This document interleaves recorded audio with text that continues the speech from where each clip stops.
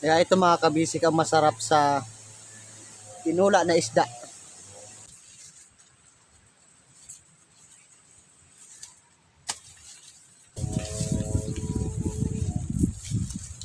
Alright. Ayan, pwede na natin yan tanggalin. What's up mga kabisik? Magandang araw sa ating lahat. Isang mapagpalang araw sa ating lahat mga idol. For today's video, lalong anay kita kaya among produkto dito sa probinsya ang pagtanong sin tabako. Sabi pa nga sa mga tao sa probinsya, pag may tabako ka, hilaw ang kwarta. Wala yan natin itatalong. Malubo anay kita sanay. Naano ka sanay. Ito yung tawag guys na ano? Uyas. Ito yung pinupunla muna to bago itatanim. Alright. So ngayon gagawin natin, magpe-prepare muna tayo ng pwede natin pag sabuyan ng ating uyas, yung binhi natin. So magpupunla muna tayo. Tara guys, samahan nyo ako. Literal la prauma. Sakto yung pag tanim ngayon mga kabisik, gawa ng tag-ulan ngayon. Ito yung tinatawag na La Niña. Palaging umuulan. Mapapansin nyo, palaging maputik. Ayan, kasi grabe yung ulan dito, halos walang tigil. Alright, so ngayon pagkakataon natin to para mananim tayo ng tabako. Sa ganitong buwan, dito sa probinsya ng Masbate, ito yung pinakamagandang produkto dito para pagkapirahan.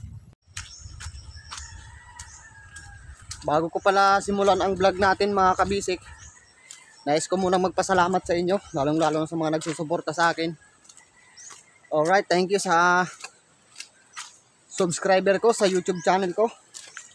At siyempre sa followers ko sa Facebook page. Sana patuloy niyo akong suportahan sa aking vlog. Alright, so welcome kayo mga idol sa aking YouTube channel at aking Facebook page. So maraming salamat sa inyong mga suporta. Thank you so much. So ang gagawin natin ngayon mga kabisik, manguha muna tayo ng kahit 4 na piraso lang na kahoy para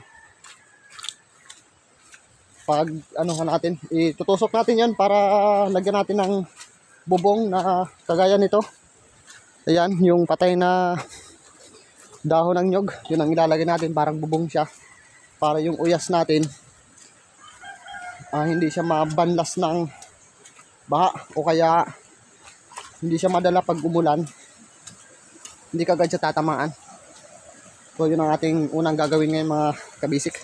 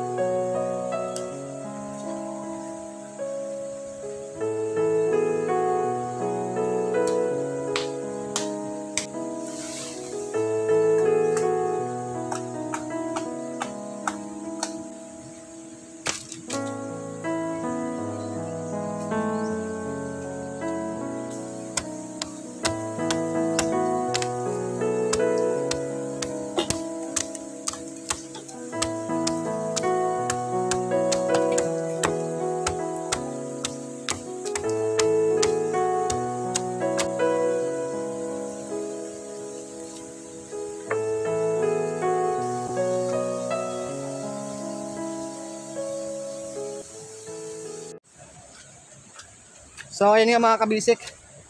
So nakakuha na tayo ng kahoy na gagawin nating poste para sa paghahanda natin ng pagpupunla sa ating lalagyan ng binhi. So dito tayo ito yung tinatawag dito na bariis. So ayan.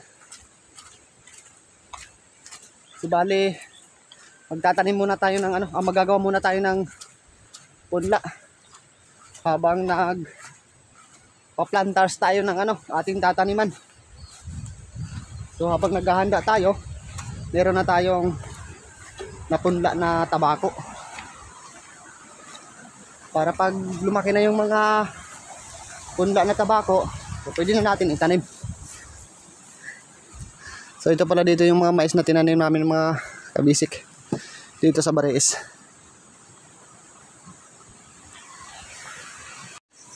So ngayon mga kabisik, kukunin na muna natin tong saging dahil pwede na siyang pahinugin. Ano na siya, magulang na, so pwede na natin siyang kunin para mapahinog na natin, mapakinabangan na natin. Yun dito, wala pa to. Ito'y ano pa, batang bata pa, mura pa, linghod pa. O kunin muna natin yun.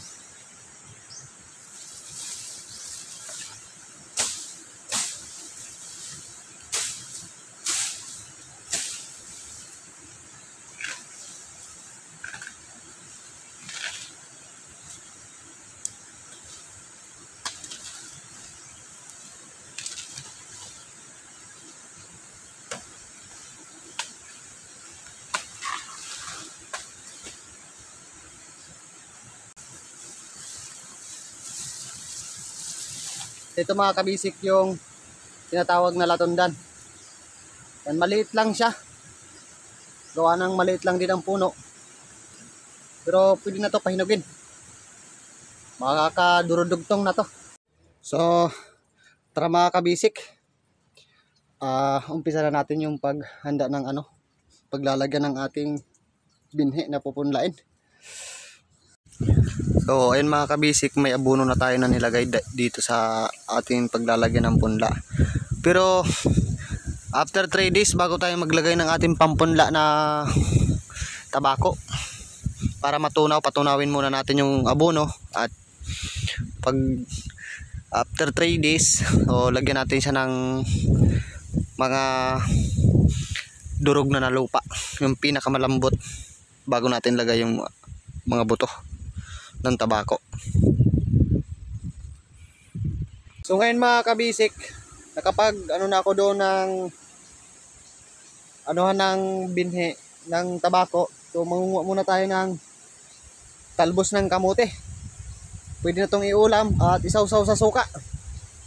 At kukuha na rin tayo ng mais para meron tayong makain pagdating sa bahay.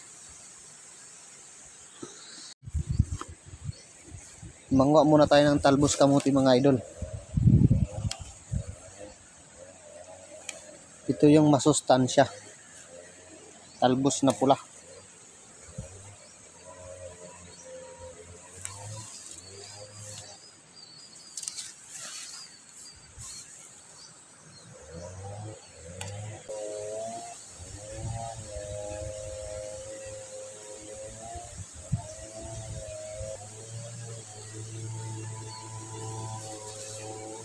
Kaya ito mga kabisik ang masarap sa tinula na isda. Talbos kamuti at napakasustansya nito mga kabisik. So ayan mga kabisik, ilalagay na natin muna dito sa dahon. Dahon muna ang paglalagyan natin ng nakuha natin talbos.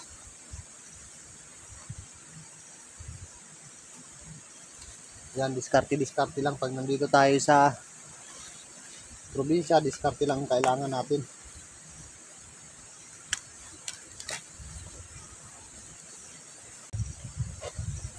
Ganyan dito sa probinsya mga kabisik. Ganyan lang ang diskarte sa buhay dito. Mais na naman yung kukunin natin mga kabisik para may madala tayo pa uwi. Kaya nagre-request yung aking anak na magdala daw ako ng mais.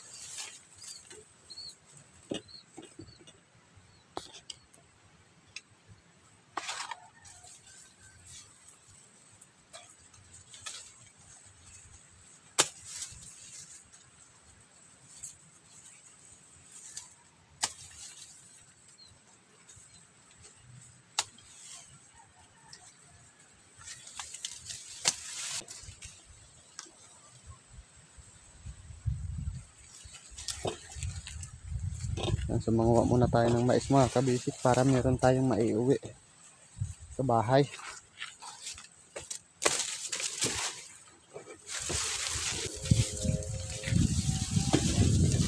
So yan mga kabisik, nakakuha na tayo ng mais.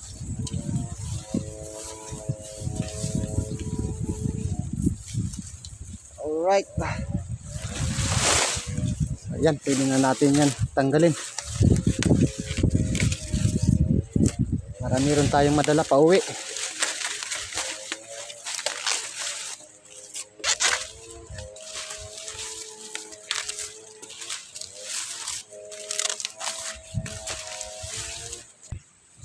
So ngayon mga kabisi, kasi wala tayong dalang lagayan, ang gagawin natin, ganito na lang. Tapos saka na naman natin siya itatali. Pagsasama-samahin lang natin siya. Dito sa probinsya mga kabisik, diskarte lang kailangan dito. So ayan, pagsasama-samahin lang natin yan.